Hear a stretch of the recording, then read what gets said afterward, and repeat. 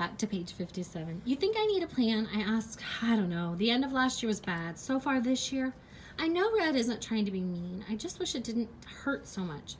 When's a test, he asks. I'm not sure. It can be hard to get an appointment. That's great. The longer it takes, the better. You'll have time to show everyone how good you are at chess before you skip out on practice. And if you keep winning, Mr. Lee will play you. You probably won't even miss one tournament. I didn't think of that, I say. Dude, where are you? Someone asks in the background. It sounds like Dylan, which doesn't make sense because Red isn't allowed to have friends over on school nights. I gotta go, Red says. Don't worry, it'll work out. Okay, thanks. It helps to hear Red say that. He thinks I could still play in all the tournaments, even if I have to miss chess. As long as it takes a while to get an appointment, the one thing I'm good at isn't going to get taken away from me. Chapter 4. I wake up early and start my day with all the things I love. Chess and magic and toast with crunchy peanut butter. I need to do everything I can to think of to make sure that today is better than yesterday. I put on an episode of Bewitched that I've seen so many times I practically know it by heart. I only sort of listen to the show while I practice tactics on my computer. I'm in the zone, but it feels good to have Samantha's voice in the background, like she's an old friend with magical powers hanging around my room to keep me company. I press next on my screen and a new problem appears. The computer moves the black queen from D1 to D4. Right away I know I'm playing white and that my king is in trouble. I need to either take out the black queen or protect my king. My eyes scan the pieces on the screen in front of me like I'm a spy looking for clues. Finally I figure it out. I move my knight to D4 and capture the queen. Solved appears on the screen. I smile to myself because it feels good to win. I press next, jump into the new situation. It's tricky, but I recognize the pattern immediately and know what to do. I've won 5 in a row and Mom opens the door to my room without knocking. Hi, she says like she's surprised to see me dressed and ready to go. What's up, I ask, even though it's obvious that she thought I was still sleeping. I came to check on you. She walks over and sits down next to me, smelling like lavender and fresh laundry. One of the doctors I called yesterday, Dr. Gold, had a last-minute cancellation, and the other people on her waiting list couldn't take the appointment.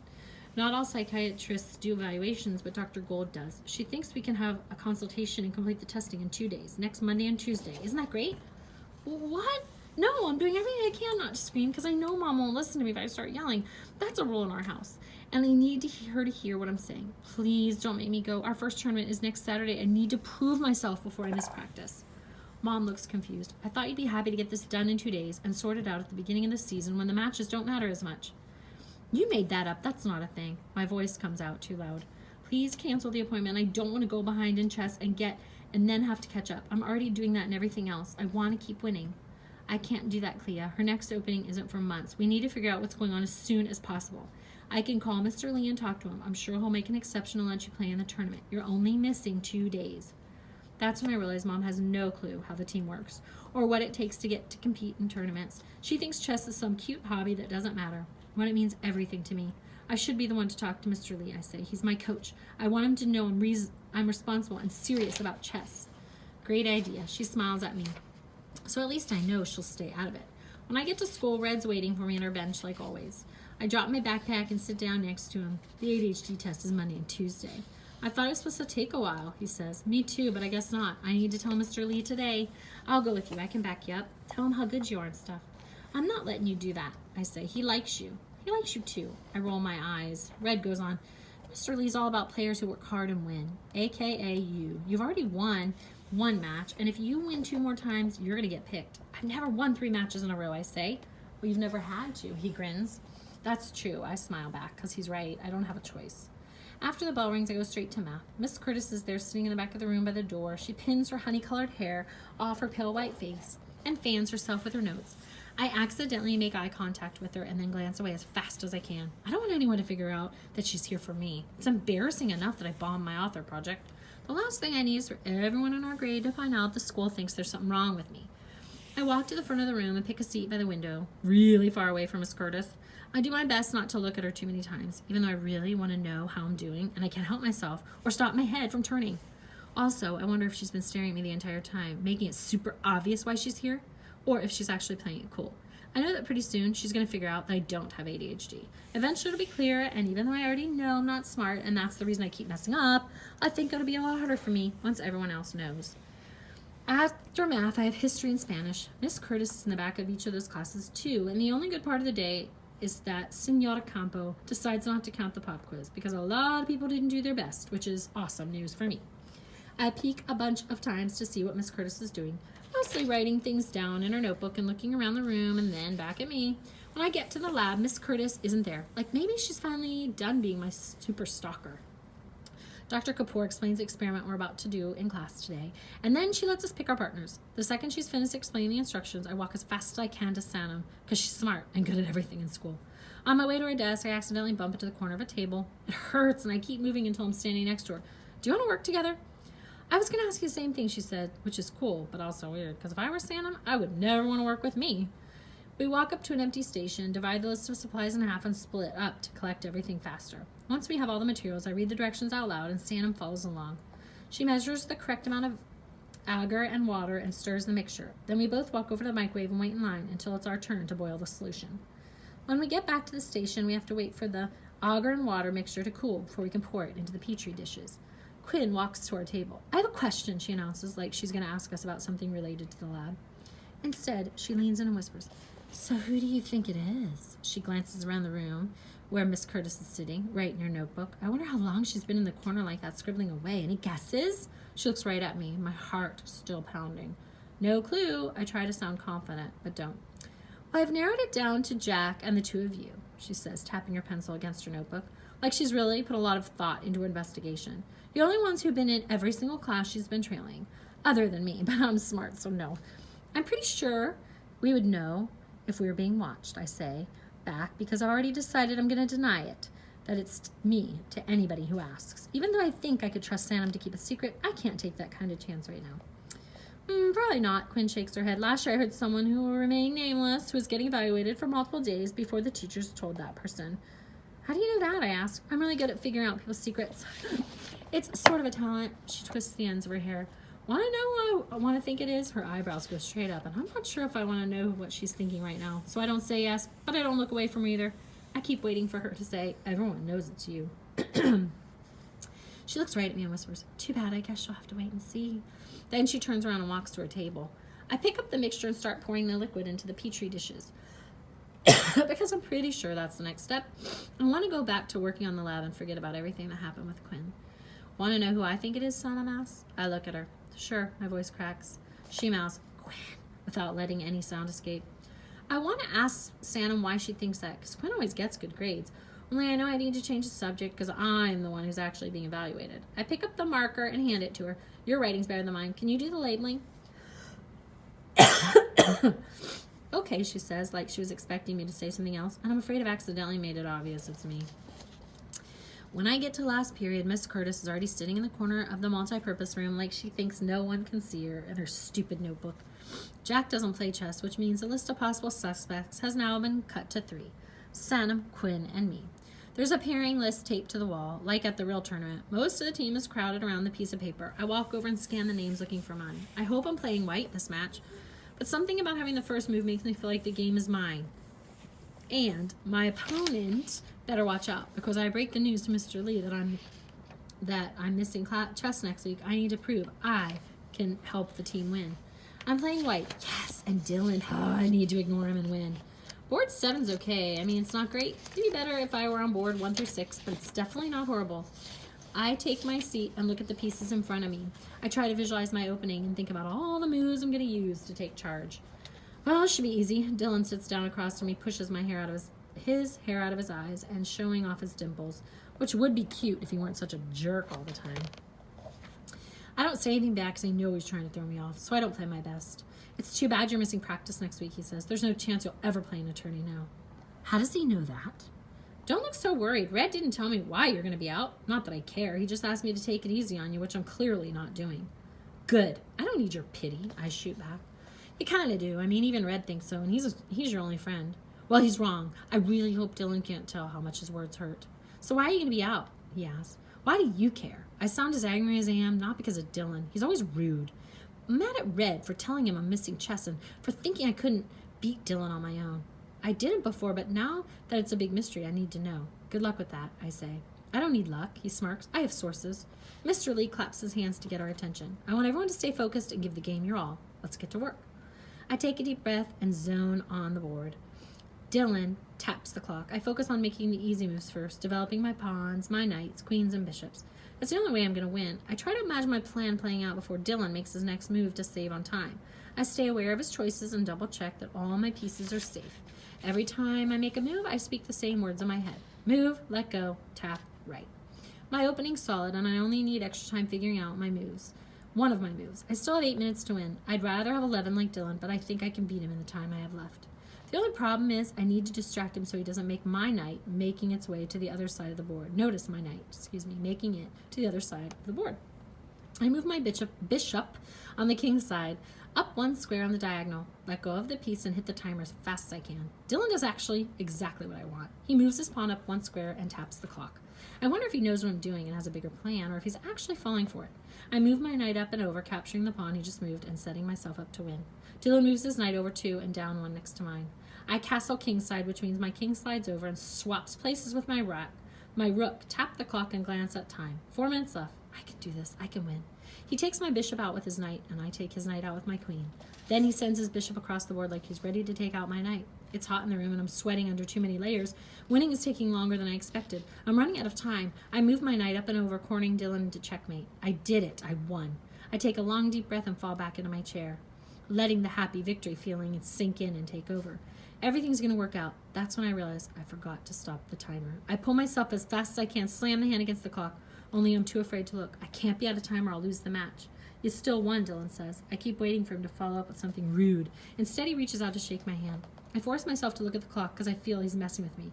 He's not. I won with 20 seconds left. Good game, I say, shaking his hand. It's warm and a little unsteady, like he's nervous and embarrassed or something else that makes me feel bad for him, almost. Until I remember, it's Dylan. Good game, he says back. Most of the team standing on the other side of the multi-purpose room. Dylan walks over to Red and whispers something to him. I really hope it's not about me. Great win today, Clea, Mr. Lee says. Thank you. I can't help but grin. It feels good to be noticed for doing something right. I take a deep breath, and this is my chance to tell Mr. Lee about next week. I just found out I need to. I look around to make sure no one's hearing and listening to me. I'm getting tested for ADHD on Monday and Tuesday, so I'm not going to be at practice. I'm sorry. I know being out hurts the team, and I don't want to do that. I love chess. I want to play in the tournament so badly, but it was the only appointment for a long time. So I was wondering if maybe you could let me do something extra to make up for it, because I'm ready to play. I know it. Mr. Lee pauses like he's thinking. As you know, I always try to do what's best interest of the team, and that usually means everyone at every practice. I cross my fingers on both hands and hold my breath, because there's a sinking feeling in my stomach, like he's about to say something that's not good for me, and I really don't want him to. In this case, being tested is more important than being at chess, so I expect that when you're here, you'll always practice your all, and if I see that commitment from you, then I'll make sure you have the same chance of playing in the tournament as everyone else, and I won't hold these absences against you or the team. I let out all the air, the fear I've been holding inside. I'm going to work really hard, I promise. Good, he says. If I were you, I'd take some time over the next few days to practice on my own. There's only 8 players who have won 2 games in a row, soon to be 9. He glances at Quinn and Isaac, and we're already playing one-on-one Monday, which means you're only missing 1 game. So if you win next Wednesday, you have a good chance at playing in the tournament. Really? I ask. He grins. There's no guarantees, but I think you should be prepared. I will be. I smile so big it hurts.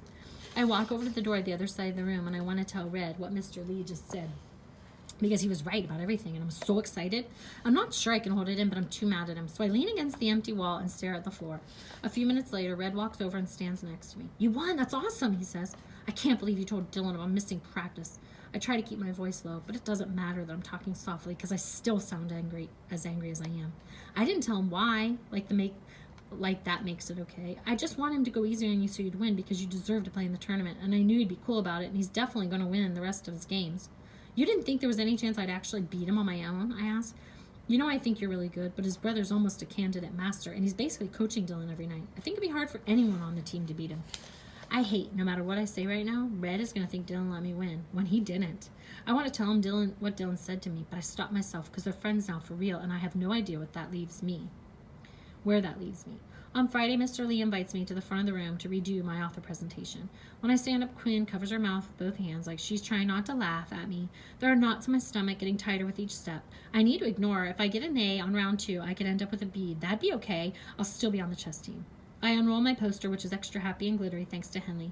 I do everything I can not to look at Quinn for a second. She's in the second row on the right side of the room, so I turn to the people sitting on the left and talk directly to them about the only author with no one else picked, Kelly Barnhill. She wrote The Girl Who Drank the Moon, The Moon, which is about magic, aka perfect for me. Even though I feel a little awkward about how I'm standing, it's okay, because I don't get distracted. When I'm finishing presenting, Mr. Lee says, "Thank you for sharing about Kelly Barnhill, for giving us such a great content for this book." He looks around the room like he wants to make sure everyone knows I did a good job. I can tell by the way he smiles right at me before I sit down that I probably got an A or maybe an A+. After school, I'm sitting on the floor in the family room across the coffee table from Henley, teaching her about promoting, which is one of the coolest parts of chess, while I wait for Red to get here.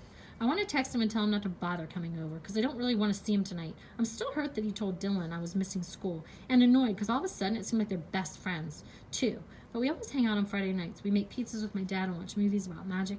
It's been our thing ever since 4th grade, when we moved from Pennsylvania to Massachusetts and we became BFFs. We were in an achievement club called Magic, where we learned different tricks and talked about Harry Potter. Red and I were the only ones who picked Magic as our #1 choice. Everyone else was a hater who didn't get into the club they really wanted. So we stuck together, and we have ever since. But now I'm afraid if I tell him not to come over, I'll push him away even further. I clear my throat. Hilda sits up, ears at attention, and then collapses into a fluffy ball by Henley's feet. Henley looks at the chessboard between us like she's confused. "Where are all the pieces I like? No horses or anything good." She crosses her arms and huffs. "They're already got captured," I say. "I'm going to teach you an end-of-game strategy." Her blue eyes look empty and glossed over, like she has no clue what I'm talking about, and doesn't want me to know that. "You're going to learn how to win," I clarify. "Winning," she says, "like you." I smile. "This is a passed pawn." I point to the white pawn that's on its way to the other side of the board. It has no enemy pawns in front of it or either side, so it can move straight ahead of the file, one square at a time without being captured. "Bull wing," she crosses her arms. "Pawns are slow pokes." "Don't underestimate them. Pawns are important," I say as confidently as I can. I want Henley to believe me, because it's true. When a pawn gets all the way to the other end of the board, it can turn into a different piece. Anyone you want. "No way!" "Way," I say. "Pawns are cool. Abracadabra." She points at the board, holding up an imaginary wand. "Poof, you're a horse." "I know you like knights the best," I say, "but most of the time you're going to want to turn your pawns into a queen." "Duh," she said. "The queen moves fastest." Exactly. I try not to sound surprised, even though I am. I mean, I know she listens to me, but I didn't realize until now that sometimes when I'm with Henley, it feels like I'm the queen because everything I say goes. I finish showing Henley a few other ways that pawns can help win the game, and then Red walks through the front door. He plops down on the sofa. "Want to watch Hocus Pocus with us tonight?" he asks Henley, like everything's fine, the same, even though it's not. Henley shakes her head, looking down at the carpet. She doesn't want him to know she's afraid of witches. She keeps her eyes down and shuffles to see me. I hug her. Over to me. I hug her. "Thanks for playing chess." "Welcome," she whispers and disappears down the hall with Hilda. I usually love Friday nights the best because Red's here and pizza is my #1 favorite food, and Dad's always home. His suitcase is unpacked and hidden in the back of the closet where it belongs, and I can almost trick myself into believing he'll be home forever. But tonight doesn't feel like a Friday because Dad is still at his office, so we have to order pizza, and I sort of wish Red would leave. "So what do you think your test's going to be like?" Red asks. I shrug and look down at the board between us. No clue. I start putting away the pawns, hoping my answer's enough to get him to change the subject. Because for the first time, there's a big, important thing that's happened to me, and I don't want to talk to him about it. Not with Red. "What do you think they're going to have you do? Like, how will they definitely know you have it?" "I don't know." "Why are you being weird?" he asks. "I'm not," I say, even though I know I am. I don't want to tell Red anything about me anymore because he might tell Dylan, and even though I get that he was trying to help me play in the tournament, it feels like he thinks I'm not good enough to be picked on my own or to be his only best friend. And I want to say everything I'm thinking right now, like before, like always, so he can tell me all the reasons I'm wrong and promise he'll never talk to Dylan about me again. Only I'm too afraid he won't, or worse, he'll say everything I want to hear and it'll sound like a lie. I know I need to say something because we're just sitting here in silence. I'm nervous, and I guess I'm trying not to think about it. I say, because that's true too, and easier, and right now I don't need anything else to feel hard. He nods, he gets what it feels like. It'll be okay, I know it. The test will help, and they'll make a plan. Then everything will go back to the way it was before. I really hope he's right.